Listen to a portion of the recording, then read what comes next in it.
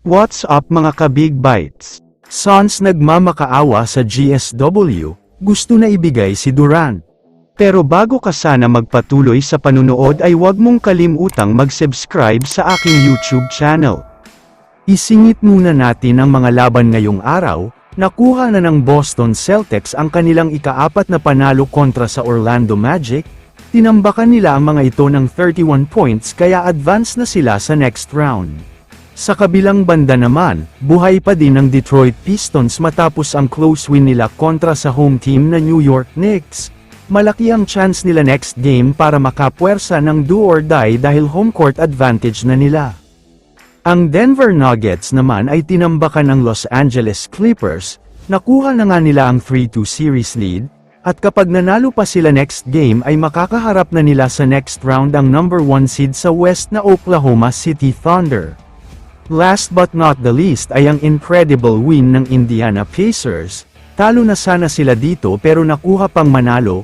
Salamat yan sa ginawa ni Tyrese Haliburton, sobrang clutch talaga niya kaya nanalo sila at advance na sila sa next round.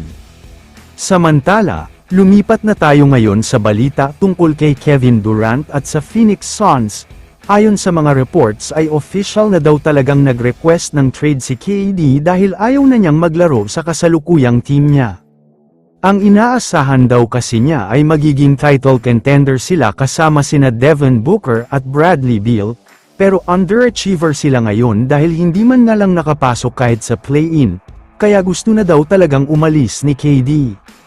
Nag-request nga daw siya na muling bumalik sa Golden State Warriors, kaya ang gusto daw sana ng Suns ay makakuha ng kahit 2 first-round pick at si Brandon Podziemski, pero ayaw naman daw pumayag ng GSW. Kaya naman nagmamakaawa na daw ang kampo ng Phoenix Suns sa Warriors na pumayag na sa gusto nila. Kahit 3 first-round pick na lang daw at huwag na si Podziemski ay papayag na sila kapalit ni Durant.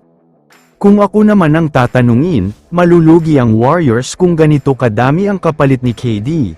Paalala ko lang na nasa dulo na siya ng career niya dahil matanda na. Hindi na din siya masyadong effective at injury prone pa siya.